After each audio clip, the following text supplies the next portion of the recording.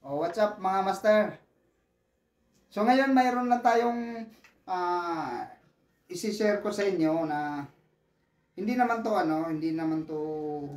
malala din problema sa tako. Ito ay ah predator, no? Sport, predator sport.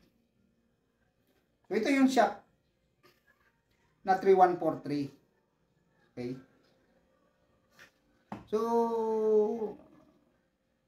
ito lang yung kunting advice.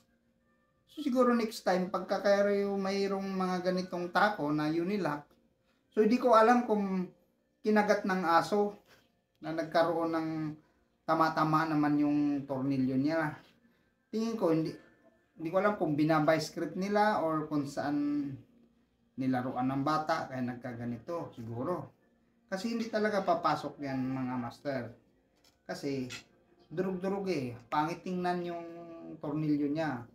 So siguro ay mainam dapat medyo ingatan tong party na to. Kasi siguro hindi nga pumapasok pero kinikikil-kikil nila Kaya tuloy na parang kinain ng pusa or nangyari. So ito ay gusto lang ipasok at saka ito ipahagod daw. Gawing 12.5 ay 11.5 na 11.5 gusto nang mayari. So di ko alam kung di ba to masira yung perol nila. So ngayon magpapalit na tayo ng ito naman yung brake nila ay taom, no? Taom yung pinapalagay nila. So yun lang, next time ingatan yung yung tako, no? Kasi parang naabuso lang yata sa tingin ko kasi durog-durog talaga. So sayang naman na binibili nyo tapos pinakialaman by script. Tingin ko binay script siguro to o kinikil ba para ito'y pumasok. Kasi pag hindi pumasok talaga yung minsan mayroong time na hindi papasok, magtaka ka kasi unilock ang shop mo, bakit ayaw pumasok?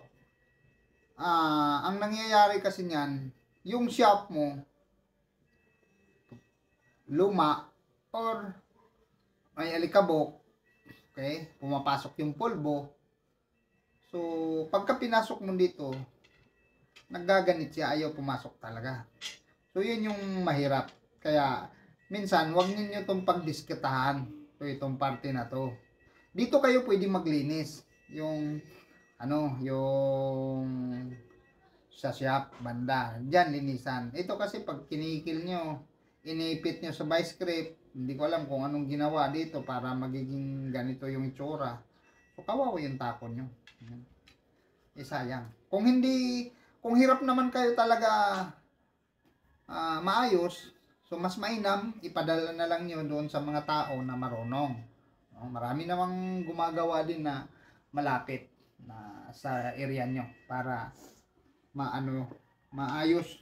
Kasi hinayang din ako dito sa ganitong pangyayari na naabuso yung tako nyo.